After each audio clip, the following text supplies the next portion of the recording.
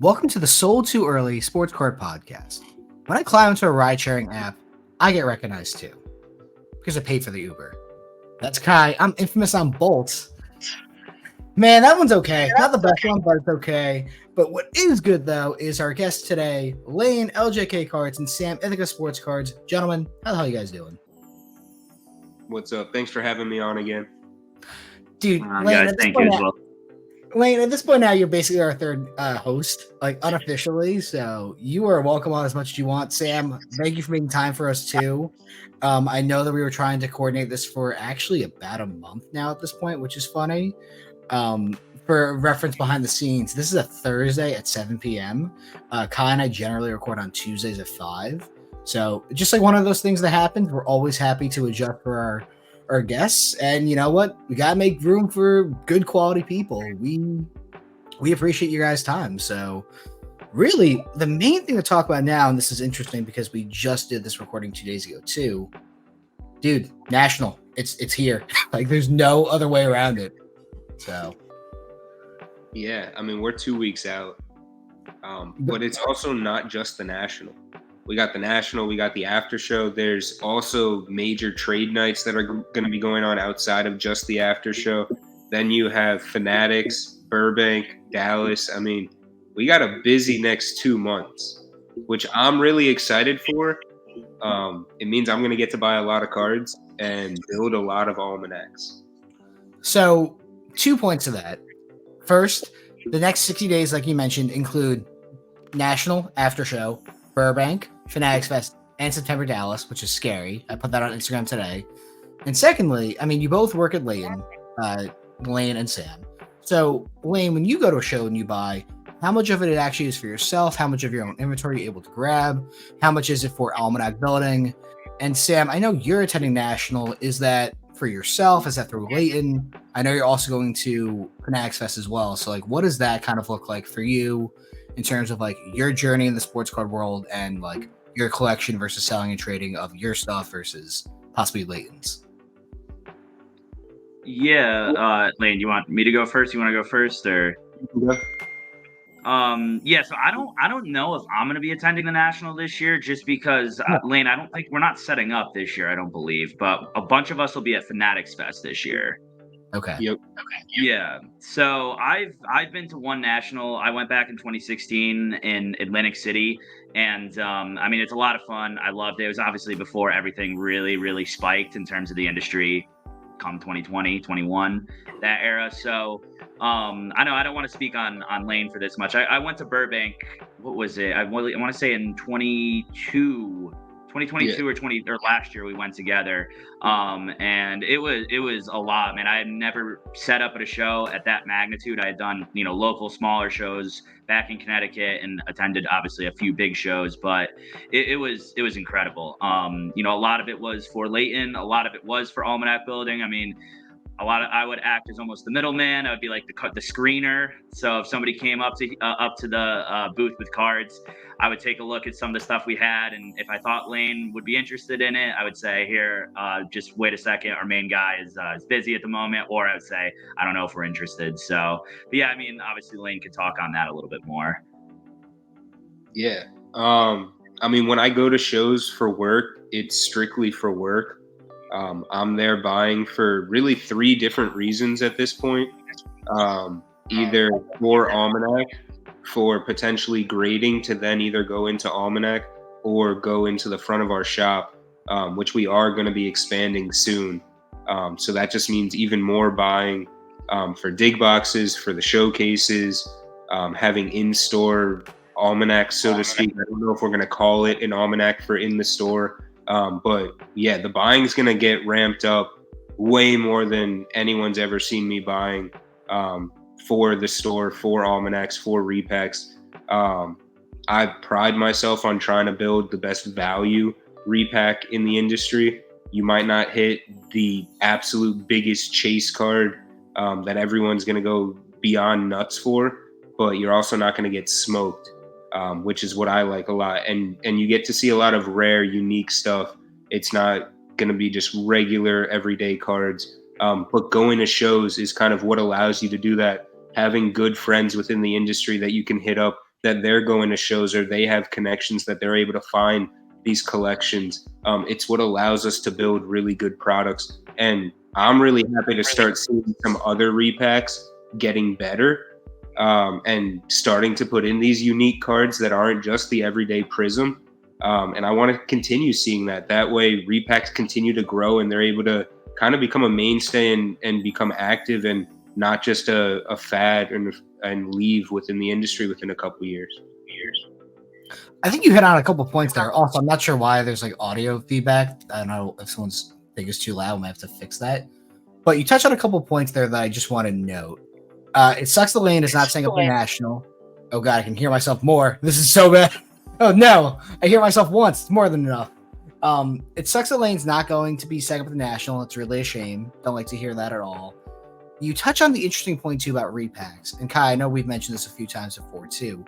Layton's repack lane that you build, and this is not me like gassing you up and like being like exaggerating because we're friends, but like the thing that you've always done well is find just cool quality items that people want. We're not affiliated with Layton, obviously. We're friends. We're very lucky to know you. Like, you've done a very good job of like making this so even if you don't hit like the best card value wise in a break, you might walk out with like, oh, a 3-color patch auto of Calvin Johnson, or oh, hey, there's a weird Darrell Rivas patch auto in Immaculate now that's brand new, and I want that.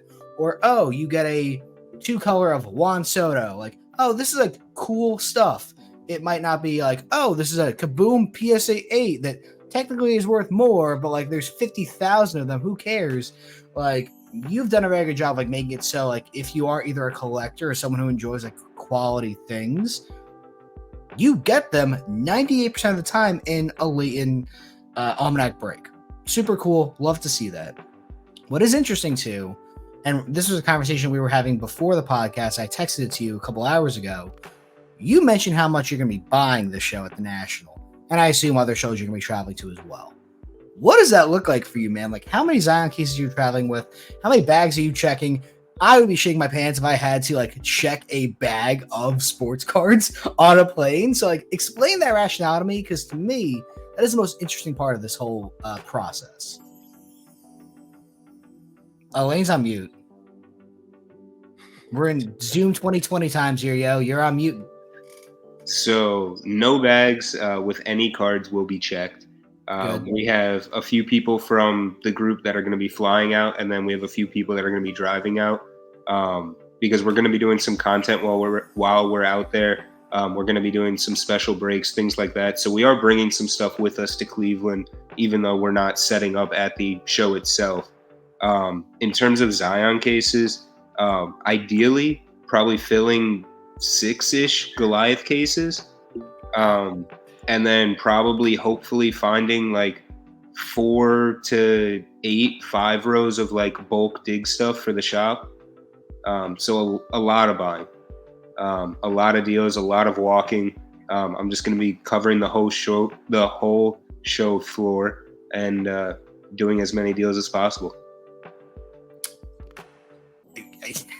Listen, that is absolutely insane. I think that this is such a good time to be buying quality stuff in general in the world. I mean, listen, I basically spent a month not doing any sports card stuff. I was on my honeymoon, I got married. Like, that was much more important to me. I feel like I'm behind the 8 ball in a little bit of a sense. I mean, thankfully, I can get inventory together. I can set up a little bit. I mean, I have the after show at least, which is good, but like, my main priority now is just making sure that like the amount of time and money and that investment of this real true grind that's happening in 12 days is worth it, because it's such a marathon and a sprint at the same time. And Jesus Christ, I can still hear myself. What is happening today? I don't get it. Listen, the point is Cleveland is going to be I don't know how to say this correctly. If you missed this national, I get it. Cleveland is not the most desirable location. It is going to be a little bit smaller than Chicago. And I very much expect some issues to happen with like either AC like last year in Chicago, people who were there, or internet, or both. Plus, on top of the fact, like after shows being coordinated, it is going to be intense. Good luck, everyone. We're all gonna need it. Yeah, I mean, I think the biggest thing is going to be the people that actually know the cards and aren't forced to have to comp every card that they're trying to do a deal for. Those are going to be the people that walk away from this national the biggest winners. So who's doing their homework before the show? I mean, there's a lot of value to that too. There's a lot of value to the connections that you make. I think one thing that kind of gets lost in general with sports cards is, sure, if you have money, you can buy quality stuff at any given time. Like there's no doubt in the mind, like, oh, you have 50 grand, 100 grand to spend X amount of money. You can find people who want to drop you items and sell at good margins. But if you're actually like a decent human being, you can have a conversation, you can just like know someone. I personally rather deal with you, Lane, than most people in the sports card world because, hey, oh, we're friends, and I know that Lane's going to be reasonable with me. You might not agree on every single card we have a value on, but guess what? 9 times out of 10, Lane, if you want a card from me, hey, I paid $200. Give me $250. Right. Like, Yeah, it's really we make quick deals. But like to me, that's the most valuable thing because, at least from my perspective, as someone who does set up a basically every major show, who does travel the country, who could do cards full time but doesn't want to me, the most valuable thing is not even the personal connection with people and like getting the deals done. It's like, oh, okay, if I'm upfront and honest with this person, whether it's a deal or not that happens, they'll see me. They'll know I'm around. They'll know that, oh, this person's like actually want to be honest and have a real conversation. That is more valuable than, oh, I could have sold that car for $275, but I gave it to the $260 because, oh, what's that $15 quote unquote worth? If now the takeaway is, oh, that was a good experience. This person seems trustworthy. I want to talk to them more and maybe make more deals happen that otherwise, oh, I snaked them on a deal and oh, I made extra $30 as a result. Is it really worth it? I don't know. Probably not. Yeah, I mean, Sam would also know a lot about that with building his name within Instagram and things like that. Building deals, building community. It's the same way at shows online. Yeah. Yeah, I think a lot of it is too. Oh, go ahead, Dave. Sorry. No, go for it. I was going to lead into the conversation, but you did it for me. Yeah, sorry.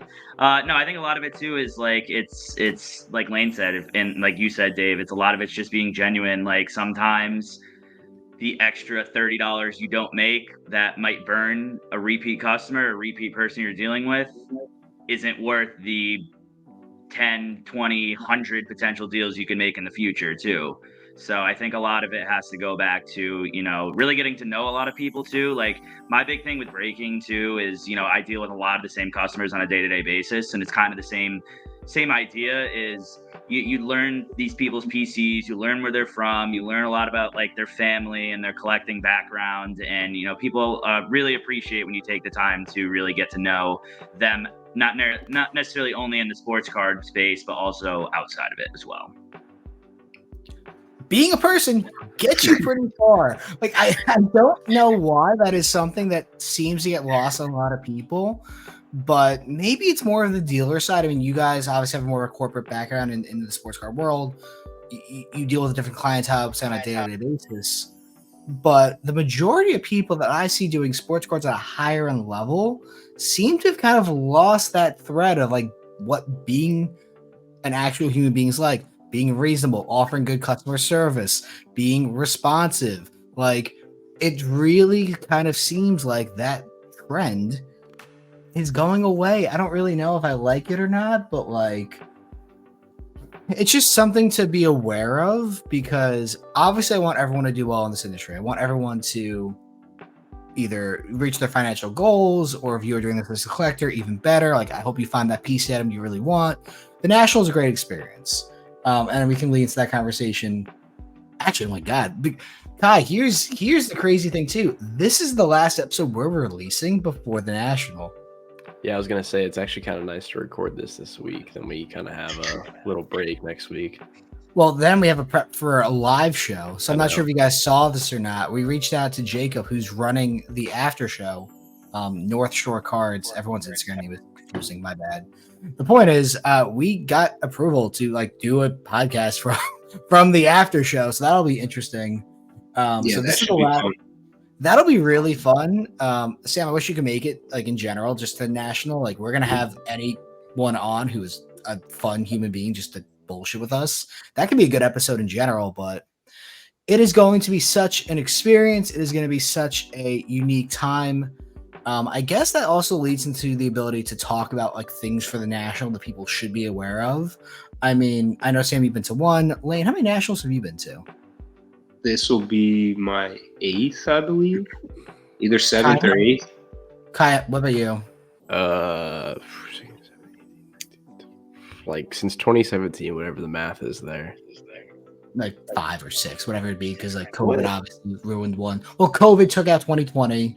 Yeah, so this is my 7th because COVID took out one. Yeah, it's like 6, I guess, for me. I don't know. Yeah.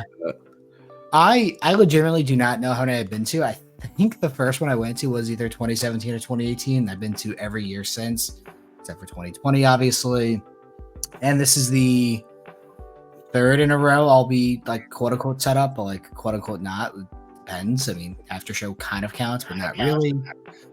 The point is, like, obviously people are going to make a bunch of content around like what you can and should not do for the national. I think we are 4 experts in this field. Someone please lower your mic. I don't know what's happening with the audio. I don't know what's going on here. The point is we have this expertise and experience. What do you think are common things that people will miss? Not even talking about the card show itself, but just like things they might not be aware of or things they should have and bring that maybe the average hobby influencer does not talk about. Like the first thing I was gonna say, don't look robbable.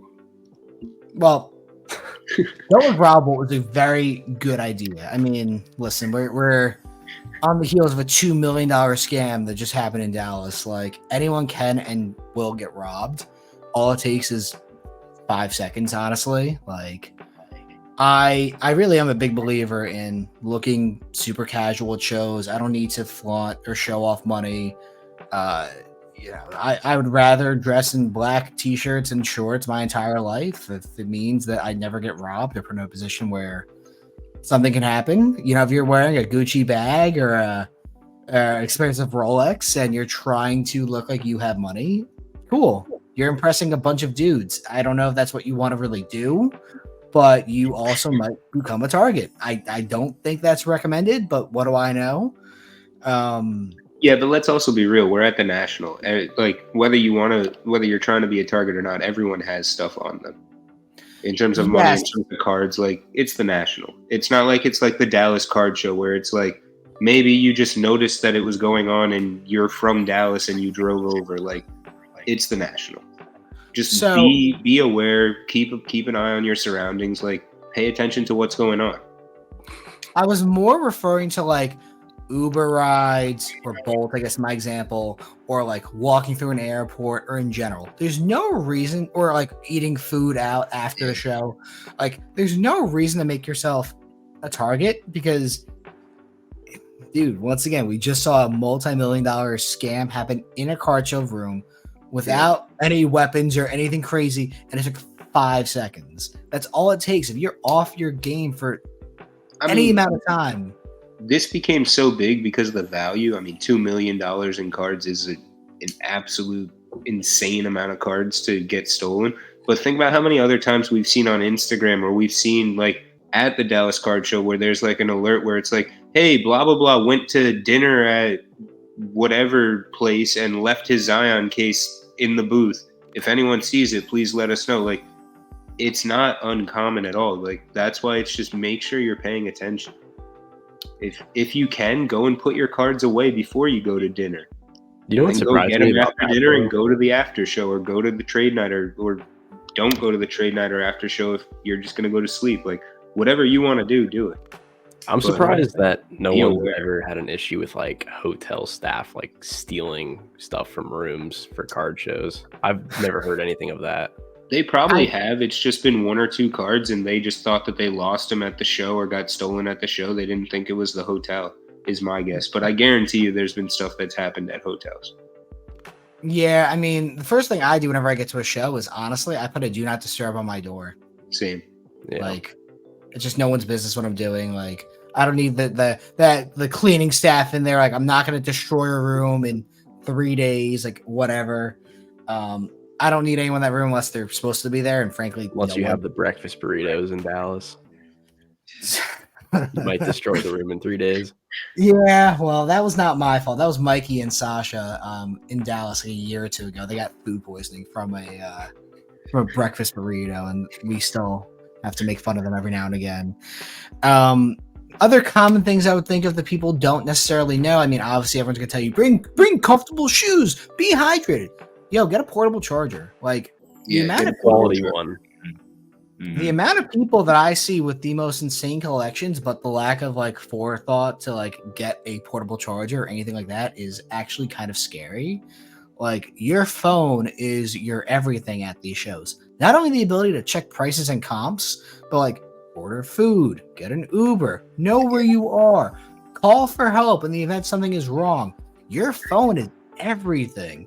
And at the time of this video launching, you still have plenty of time to either go to Best Buy or go to Amazon or anything else. Get good quality ones. My portable charger is like $70. It's probably the best money I've ever spent. Like, you just need this. It is super essential. I would even possibly consider bringing a second one because you just never know in case technology fails. Like, hey, I'd rather be overpacked for something like this where I have to be at 5 days of a show and then 3 nights. I want to be prepared, man. Like, that to me is basically 8 show days in a row with very little like downtime. I want to be ready. So Also, we talked about this on Monday, but air tags. Yep.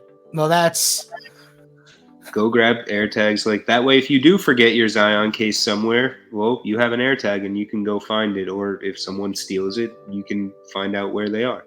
Hopefully. Yeah. I mean, what else is like super important? I mean, I would bring healthy food and drink in general. Like we are, yeah, but no matter it has to be said. Yeah. No, it's really truly sad. I've actually thought about this a few times. It would make so much sense for like Gillette or like Old Spice or one of those companies to like partner with the National and like give out goodie bags at the door. Last year, 2 vendors gave out deodorant with every card purchase. Fuck, that's really smart. I should have done that.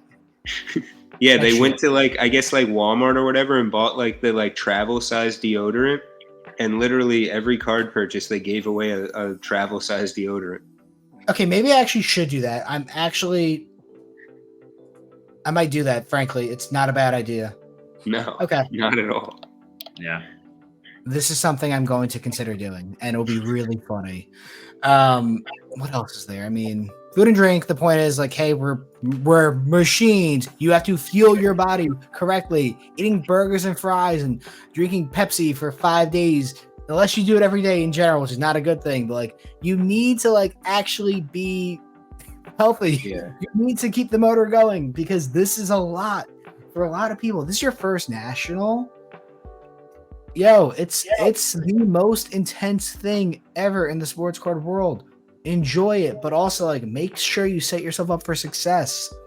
I know there's conflicting theories on like, should you walk the show first? Or if you see a hobby grail that you need, buy it. Like, no, if you see a card you want, buy it. Yeah, it'll be gone. The likelihood of you either getting back to that booth or getting back to that booth before that card is gone, both are very slim. 100%.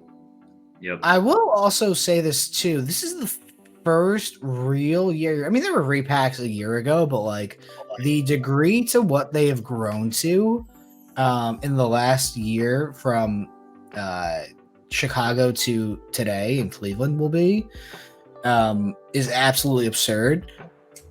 Quality stuff of any sport, priced fairly, will be gone within the first day. Like, understand that if you see an item you have to act, especially if it's someone who is willing to be fair with you. Don't be coy. Don't walk away and think about it. It'll be gone. There will be so many repackers walking the floor. Lane, you are a pretty notable repacker for Layton. You have the ability to buy and sell at significant margins. There are I don't know. I'm not gonna put a number on it. There might be 100 lanes, 500 lanes. Like people like that, maybe not necessarily to the same scale, but there'll be so many of those people attending, especially the first 2 or 3 days of the show. If you see it, get it. Don't even question it. Like, just understand that, frankly. Yeah, pretty much. Especially if it's like really anything under 1,000.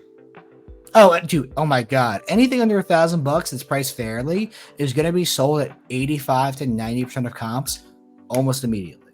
Yeah, like instantly. Like you're gonna be walking the show and there's gonna be empty showcases. I know that's the one thing that I'm worried about is the power dynamic at National is generally almost always in the seller's case. This might be the first time it's actually in the buyer's case because there is so much money available and there's so much need for items.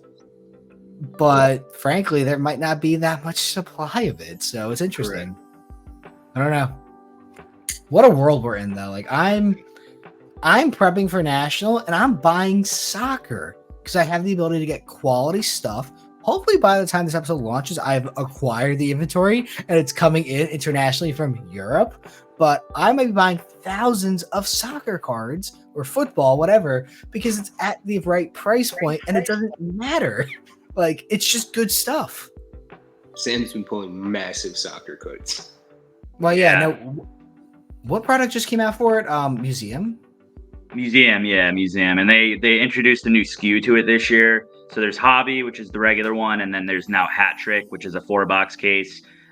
3 packs per box, 3 relic autos, 3 relics, 3 autographs, and then 1 exclusive like hat trick framed patch auto per case. Okay, that's kind of cool. I mean, yeah. I like that. What's the best card you've hit in that so far? Best one, and I've opened 2 cases of hat trick. 2 in each of them, I pulled a Messi patch auto to 10. Oh my God, that's cool. Is it Miami patch auto or is it like just okay, even better. Barcelona, I have to imagine that several $1,000s, especially if it's on card. Oh, for sure. Yeah, actually, in the case last night we ripped. So this is Thursday. So Wednesday night there's 2 Lamine Yamal rookie autos, 1 to 75, 1 to 50. There was the Messi patch auto, and there was a R9 Ronaldo on card auto number to 50, all in the same case. All went to the same spot. That's the Barcelona. Yeah, it was incredible. Incredible. I'm shocked you guys don't have a Breakers Pavilion this year. Do they still have one for Cleveland or no? Yeah, they have one. Oh, then I'm really shocked you guys aren't there. That's really sad. I mean, yeah, we elected to. I mean, if I'm not mistaken, Sam will be with us in New York, so that should be a lot of fun. Yeah, we're going to be bringing a fun crew up to New York. Fanatics Fest truly does have the ability to be the second best show in the country. And I mean, frankly, it could be number 1, but I'm a conspiracy theorist. Obviously, I've said my theories about it. I'll say it again quickly. Fanatics Fest is on the same weekend as East Coast National, run by the same folks who do the National, hence the name. And then the following show is the same weekend as November Dallas. It's in Orlando. I know where you guys are going, obviously. There's a clear trend there. Once is not a coincidence. Once is a coincidence, twice is not. Whatever the saying is. It's very interesting. I think Fanatics is trying to put their foot in the ground. They're trying and actively see where they fall here. I think this New York show could be, honestly, for a lot of people, better than the National. And that's really shocking to say, but I will stand by it. It could be. We'll see. It definitely has the potential. The only concern, and this was one of the questions we got for the podcast, so I like how we were able to tee this up properly, is the cost for the average consumer. So according to what I was shown, the ticket price ranges from like $50 to $60 plus tax. It's like $70-something for someone to attend the show. Either that might have been with a kid, that might have been by yourself, might have been a special pass. I don't know the exact number, so I don't want to actually misquote it, but it's more expensive by far than the average card show. Even the National itself is $25 to $30 for a one-day pass. And Dallas, I believe, is like $15 to $20 for a day pass. The numbers all change gradually, but this is a $50+ show to attend per day. Now, I understand that Fanatics is doing a lot more than a card show. This is not Fanatics Fest is more than a card show. It really is like a sports experience. But you're going to be pricing out a lot of people at that number, and I'm curious to see what you guys think of that. I mean, I think it ultimately all just depends on what you actually get with the experience. Based on everything I'm starting to see that they're like promoting and saying they're going to have at this show, I mean, it seems like the value is there. Also, New York City's not cheap. Javits Center isn't cheap. A lot of that plays into the cost of the show itself as well. It's not necessarily them choosing how much to charge. If I'm not mistaken, also, they're trying to have it more of like a Comic-Con / SneakerCon / like major event feel, which those shows are upwards of $100 to get into. So to be $50 or a little bit above that, I feel it's starting to become normal for like major marquee shows. Card shows are a little bit different, but this isn't being designed and marketed just as a card show. So I think that's something that we have to keep in mind. It's true. Do you have any thoughts? No, I agree. Yeah. Listen, I can tell you right now, the vendor cost for that for a booth, I paid $3,000 for 3 tables, 6 showcases, and 2 vendor passes. It's not cheap by any stretch of the imagination, but that's a lot of room. I can sell one of those tables because I'm not going to need 6 showcases of stuff. And because I live in New Jersey, I can commute into New York City. My costs are going to be probably about $2,250 to $2,400 for the weekend, which frankly is about the same, a little bit more than what I would pay for a Dallas. So for me, it made financial sense to go and like get a full booth in my name. I'm actually on the Fanatics website, which is super funny. They have all the dealers listed, which is cool. But like, how do you justify that for someone to have a booth plus a hotel plus flying in? It could easily be $5,000 to $10,000 for a weekend. If you had a booth in your name, that's, it's a lot of money. I don't care who you are. It's a lot of money to swallow for 3 days at a show. Yeah, you better either be doing a lot of marketing or a lot of volume. Or just moving a couple really big cards. Yeah, I mean, at that point too, it is I believe it's 300 booths, so it's like 900 tables technically, which it's not all gonna be sports cards, I imagine, but if it's majority sports cards, puts it on the level of a Dallas at the get-go, of a Burbank at the get-go. And if you can't attend the Fanatics Fest, no problem at all, because the following week is Burbank, and I'll be there, and that'll be a adventure. Yeah, I don't know. There's a lot there's so much I want to think about and talk about with this. I mean, this is the time where I think a lot of people will actually truly break even or make their first true profits of the year because of how many shows are happening. If you count all your expenses, all your traveling, all the costs of your cards you're going to acquire this year, if you have a good National, a good Fanatics Fest, good Burbank, if you attend that, like all those major shows, this is where you truly make your money. This is the real go time. And I hope that those who do travel to all these make it worth it, because you have to be ready. If you're not, good luck. Someone else is going to be passing you. True. Yeah. Very true. But what else? What else is going on in everyone's brain? Kai, I know I've unfortunately talked a lot today. What's going through your brain right now? No, you're good. I've just been letting you guys go with it. Just hanging out. Nothing really. I mean, I'm excited. I haven't been to a show since Atlanta in whenever that was, January, I think. Are you serious? Yeah, I haven't been to one, so I'm excited to get back out there buying.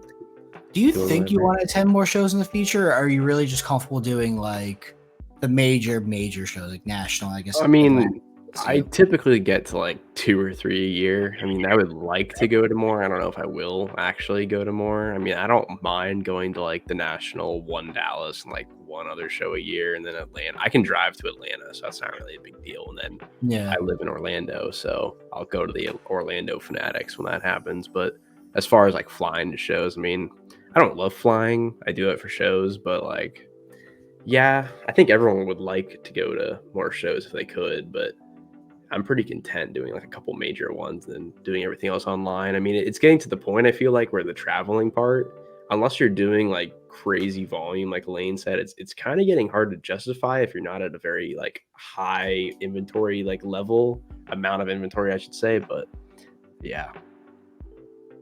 I mean, you're not wrong. The numbers have justified themselves to me still. I mean, listen, it's expensive.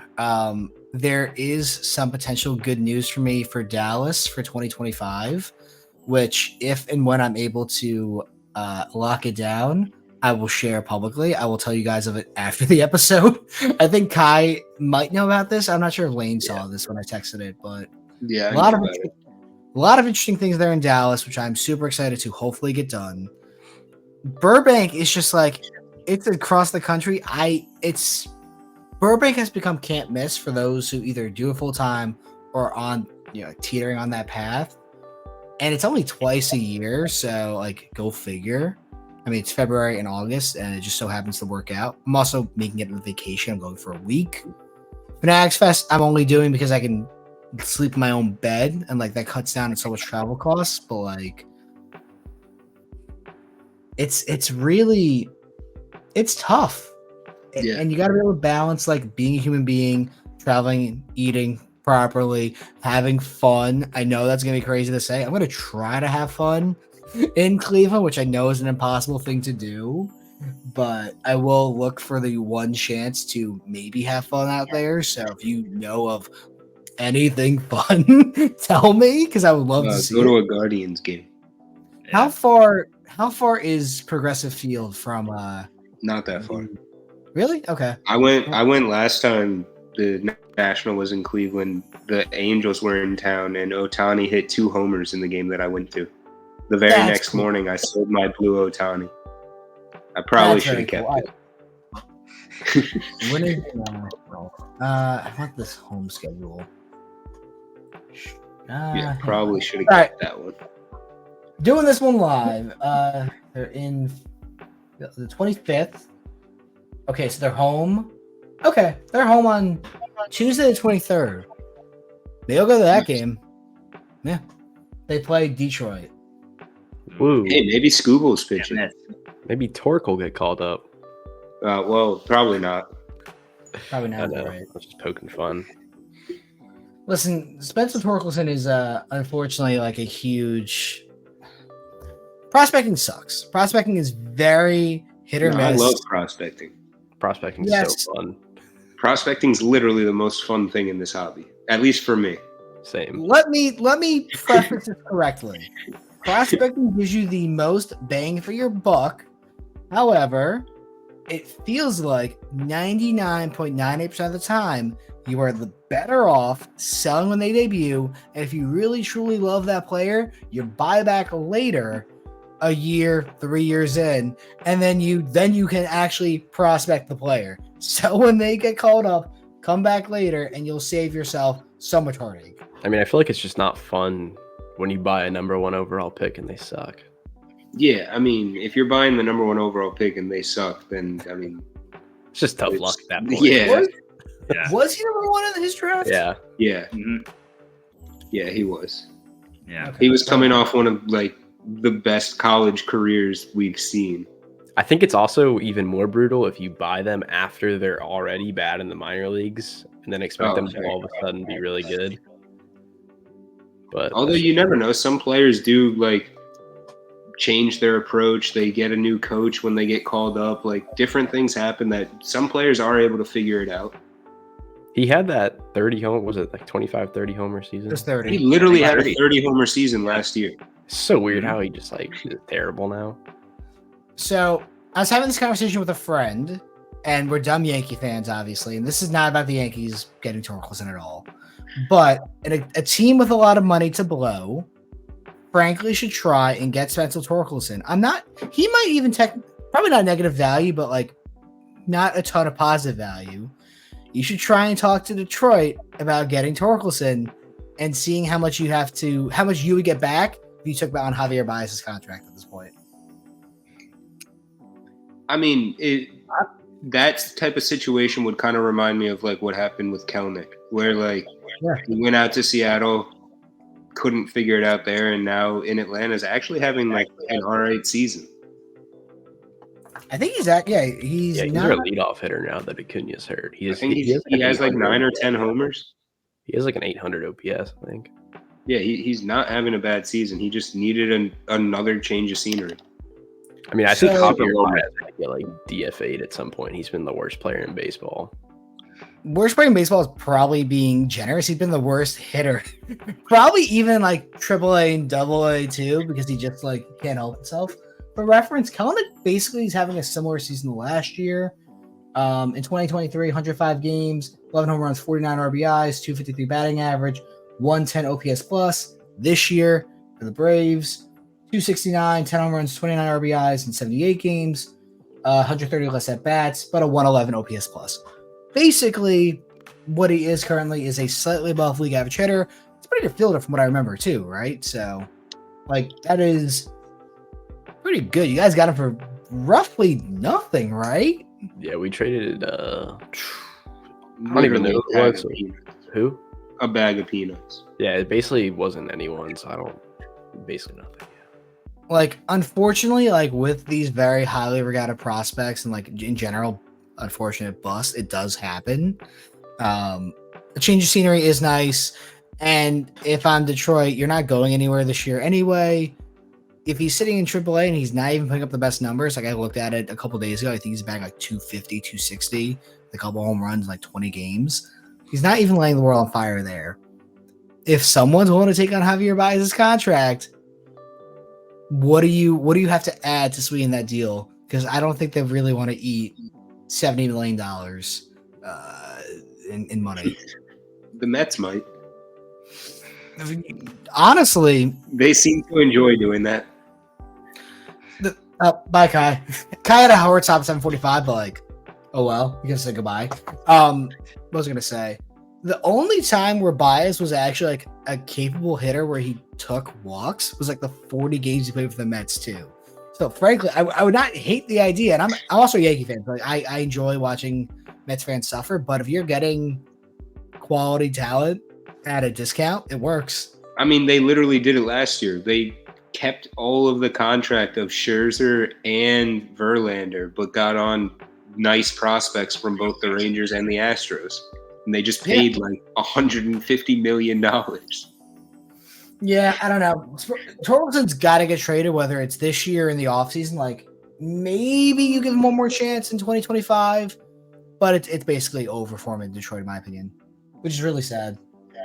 Yeah, it's wild. It's wild to think about that too, especially coming off like we were talking about the 30 homer season. But he's someone that just sounds like he will benefit from a change of scenery, especially too if he goes to a team that has very little playoff aspirations, whether it become later in this season or in the off season leading into the 2025 season. If you can go somewhere like, for instance, it's the easy one to say Colorado because it's super hitter friendly there for a guy like him who hits for a lot of power, not a ton of average. If he goes, and then it's that the Rockies are kind of directionless at the very moment in time. But if you can go somewhere like there, where again you could just go and do your thing and try to reclaim what you once had, I think it definitely could benefit somebody like Torque, similar to like a Kelnick situation when he went to Seattle. Obviously, didn't work out super well in Seattle, but going to Atlanta definitely helped him a lot. So I do wonder, and I'm checking card ladder super quick, like. Obviously, Kelnick is not with the world on fire at all. He never has in professional baseball, at least like in the major leagues. But what do we care about more? Actual baseball, and like I know this is like a very high level chat, which is great. So like I appreciate you guys having the ability to think about this critically. Or the sports card side, where even if you're an all-star, like I don't think Riley Green's prices have gone up at all. Like he's an all-star this year. Does anyone care other than like Santiago, who bought the Super a couple days ago? Like. No, his price is really. I mean, a guy like Jarren Duran, his Bowman has gone up, but then you go and look at like his Topps Chrome stuff, and it still really hasn't moved at all. and he had one of the best Junes you could have ever asked for.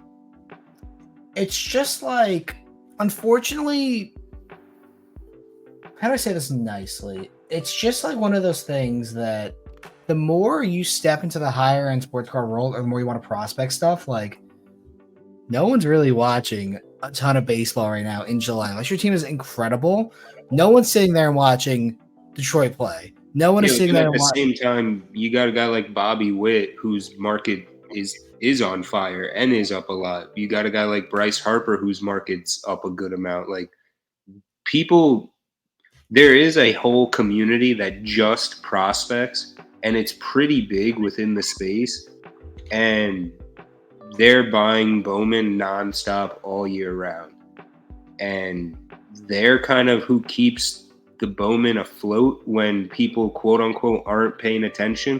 But for how many years now have we been hearing, oh, baseball is dead, oh, baseball is dying?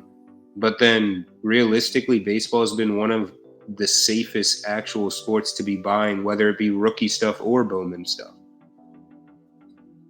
It's fair. I mean, it's a good point. I don't know. Listen, I think at this point now, you could, whether or not you obviously there are people who buy Bowman year round, but a lot of people are stacking up on football. A lot of people are stacking up on basketball even now. If there's a baseball player you like, not the worst idea to start kicking some tires on some either eBay auctions or card show deals. You're paying 85% of comps, give or take, on current prices. Generally going to be down anyway from the start of the season because preseason hype is over. And very few people will live up to the expectations and hype accordingly. Hell, I wonder if Soto's prices are even up from the preseason. They are. How much are they up? The last gold sold, it was a True Gem Plus, which is very rare for his stuff, but it sold for $24.5, and preseason or spring training they were at about 17. For a True Gem or just like Min Gem? For a Min Gem Gold, it was about 17 in spring training. Okay, so that's up 20 to 30%. Fair enough. I love Soto. I've tried to buy a couple of golds in my life. I try to offer on yours. I appreciate the fact you still own that. I mean, at this point now, I think you're gonna just you're gonna ride that card forever, aren't you? I don't know. Maybe. Yeah. Listen, if there's one thing I know, it's that Lane has the best mystery boxes in his house that he refuses to sort through. I know you've made some progress, generous progress, every now and again sorting through them. But do you think, Lane, you're ever gonna find a 4 or 5 figure card? You're like, oh shit, I completely forgot I even own this card. I mean, probably. I wouldn't be shocked. It's kind of sad to say, but I wouldn't be shocked. I had a few texts over the last couple of years of just a picture on your counter, and I just found this in my box somewhere, and it's like a Bobby Witt Atomic Auto, and I'm like, really? I wish I could go into one of my 5 rows and get Bobby Witt Atomic Auto I forgot that I owned. I get happy when I find a random Christian Yelich auto. I bought a bunch of low end. How do I say this correctly? Low end stuff would keep the lights on for me if I ever did cards full time, because frankly, people just don't want to own it. I think I bought go for it. It flies. That's what moves the best in our shop. But you have a physical shop. I don't. But right, but in general, if you go to shows in anywhere, the bargain boxes, ask any dealer that actually sets up with bargain boxes. The bargain boxes make their show, and then the showcases is just the icing on top. I mean, you're right. Bargain boxes are the lifeblood of the industry at the end of the day. Well, yeah, people also are more likely to spend $15 than 15,000. So exactly. The point is, if I ever did cards full time, I would basically just flip low end for 30 hours a week, and then buy high end stuff, and then make the more profit, but that would keep the lights on. I bought 1,800 cards or 1,500 cards for $2,900, so about $180, $185 per card. And the best card I happened to sort through quickly was a Christian Yelich museum auto for $50. Hell yeah, that's covers a lot of these $1. Who the hell are you guys? Yeah. One interesting thing to think about, if you ever notice a lot, and I'm not saying all, but a lot of the people that are either repackers themselves or the people buying for the repackers, they're only buying basketball and football. Yep. The reason being is those are the two easiest sports to actually understand and buy. And then they're also the easiest sports to create the repacks for. Doing all sports creates more variety, number one, but it also opens the door to people learning these other sports because they might not even know what F1 is, or they might not, obviously they know what soccer is, but they might not have actually heard of some of these soccer players. And so seeing them in the repacks is a way for them, even if they're just watching, to learn who these players are without them having to either spend money or lose money and risk it all by chasing them. So that's something else that I always thought was interesting, was that a lot of these buyers aren't buying baseball. They're not buying hockey. They're literally just buying football and basketball. Yeah, there's something to that. I'm curious your thoughts too, Lane, because obviously you're the one who's handling the predominant. Is it just you buying the Almanac stuff, or like are there people who assist you? I mean, Sam said he would screen stuff, but like in general, is it just you? Yeah, it's just me. So what are your thoughts? I mean, I've seen this in Dallas a couple times. I can't say for the last Dallas card show, I wasn't there, obviously, but there were always like banners saying, hey, paying up to 85% comps, paying up to 90% comps. Apparently, there were even references to 100% of comps on certain items. What do you think about that? Obviously, it's a more competitive landscape for you. You might not always get the first crack at inventory. If you don't know the person, I mean, if you know them, I imagine they would rather sell to you.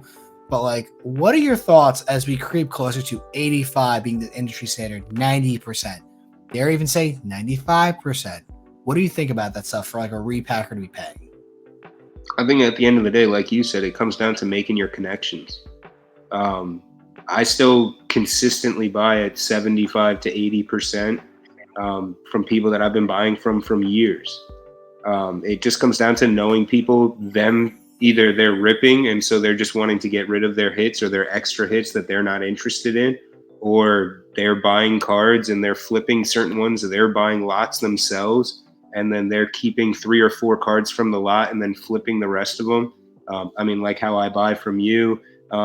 There's so many different ways that you're able to buy in the industry that, again, it comes down to if you're buying only the mainstream cards, a CJ Stroud Kaboom, a CJ Stroud Prism Silver, stuff like that, yeah, you're going to end up stuck paying 90, 95% just because everyone wants that exact card. If you're able to kind of go into a different direction and find a CJ Stroud Phoenix out of 25 that you can buy for $300 instead of the Kaboom for $4,800, why not start making those plays and giving numbered cards to people? And again, it might introduce them to a new set that they might not have considered before. Yeah, it's very politically correct and like nice answer. I mean, I can't disagree. There is something to the quantity of products that are out there. And this is one thing that, like, dude, when we started this podcast almost 2 years ago, one of the first things I covered was like the hobby white noise. And unfortunately, it seems to be more of the case with the average repacker. There are 5 to 10 products you prominently see in a repack: NT, Flawless, Immaculate, Prism, and Optic. And then like you can add more to that list, but that's a general overview. Yeah, I don't know if the last time I saw a repacker buy an Obsidian football card, if it wasn't like a Stroud rookie or a key player in general, or a rookie in stars, or a absolute tools of the trade patch auto. Like, I can't even think of the last time I've even seen those where a repacker even wanted them. So it's really interesting that you're even noting that, because there's a huge subsection of cards that, like, at an affordable budget you can get of your favorite player or someone you want to prospect, quote unquote. Yeah, big time. I mean, someone came into the shop today with Aaron Rodgers NT, not patch auto, but just regular NT sticker auto at a 99. Card sells for $180. Like, an Aaron Rodgers NT auto is $180. And then in the same lot was a Ricky Williams flawless patch auto at a 25. Sells for $90. It's not game used, but it's still a Ricky Williams flawless patch auto for $90. Like, you don't need to have just RPAs. You don't need to have just like the flashiest of stuff, you can get good value for solid pricing. Yeah, I mean, you're right.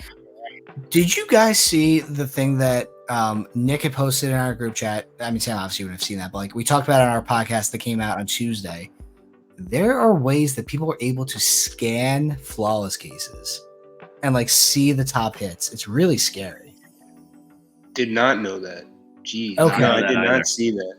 Okay, so I'll send this to you after. I'll put it on screen again. Sorry for everyone who watched last week's episode. Basically what it was is someone's using a CT scan. And if you put flawless cases on it, you can actually see, not clearly, I mean, in the video, maybe not so well, but in person, maybe, you can see the top hits. You can see the encased cards. Same thing for like Panini One. Yeah, it's like legitimate, like. That's actually. Yeah. Great. So, Nick was the one who sent it. Nick talked about it on our podcast like 2 weeks ago when I was out. And then I'm like, oh, I want to lead with this conversation because it is probably if there's anything to conspiracy theories in sports cards, it's that. And I have seen no one talk about it. Yeah, that's actually wild. Yeah, I'll send you guys it after and you can make comments, but I'll put it on screen, whatever else like that. Really scary. Actually a big problem. I don't know who has access to CT machines, but I would hope not many people. Yeah, I mean, you know. I mean, I feel like those aren't cheap either. I don't, you know, can you buy one on Amazon? Hang on. Dave is now checking Amazon. I'm not checking Amazon. Okay, I'm checking Amazon. Hang on 1 second. I have to look. I'm curious. CT scan shirt is the first thing that comes up. That's not. Yeah, no, not. Can't buy a CT scan machine on Amazon. I'm all out of ideas. Yeah. Oops. Damn.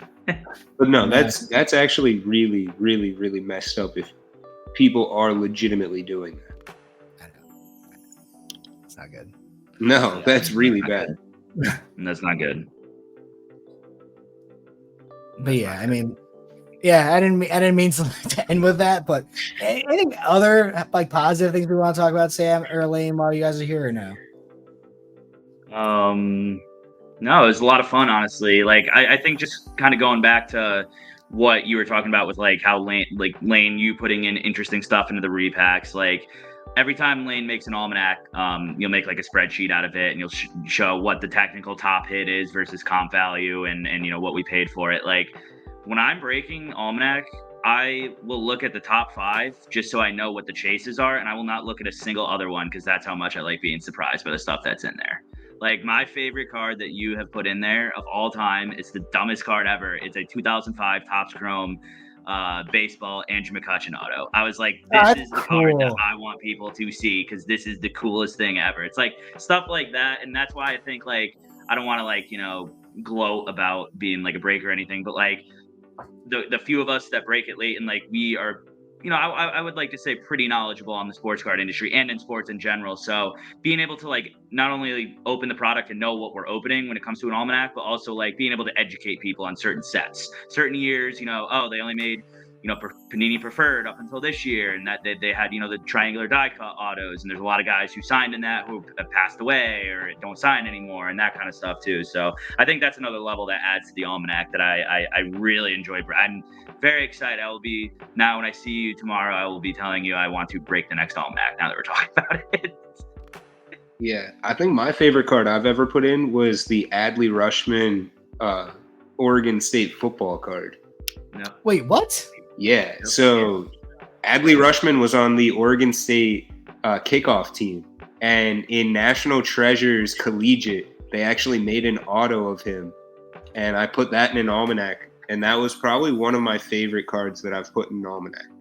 That or the Snoop Dogg Allen and Ginter auto. That's cool. I remember the Snoop, yeah. Oh my god, yeah, he is. Wow. Yeah, that's one of my favorite cards. Hang on, I'm gonna put this quickly on screen just because I have it open. That is, I didn't even know this existed. That's really cool. Yeah, I mean, $1,500 is not a good price, but hey, you know, you can ask whatever you want. That's really interesting. Go figure. Huh. Yeah. So again, you never know what you're gonna get to find in a repack. Mm-hmm. Yeah. I guess I should probably ask Sam more about breaking too in general, but my apologies there. We'll just have to get you on another time to talk about all your breaking journeys and all the good stories there. Would love to. Sam, Lane, thank you guys so much. I know this was kind of a little bit of a clusterfuck. My bad. That's generally how this podcast go. But anything else you want to touch on? Anything you want to say in closing before I cut us off here? Just appreciate you having me on again. It's been like 3 out of the last 4 or 5 that you guys have had, so it's been a lot of fun. I'll probably be watching you guys do the live recording at the after show, but I'll at least be in the premises to get to see how much fun y'all are having with that one. I mean, you're absolutely welcome to jump into. It's gonna be that's gonna be bad. I'm putting this out there now. That's gonna be a bad time. But Lane, Sam, thank you guys so much. This is launching in 6 days, so I hope it ages well, but we'll have to see. Thank you guys for watching, listening. Next week, we'll be live. Oh my God. All right.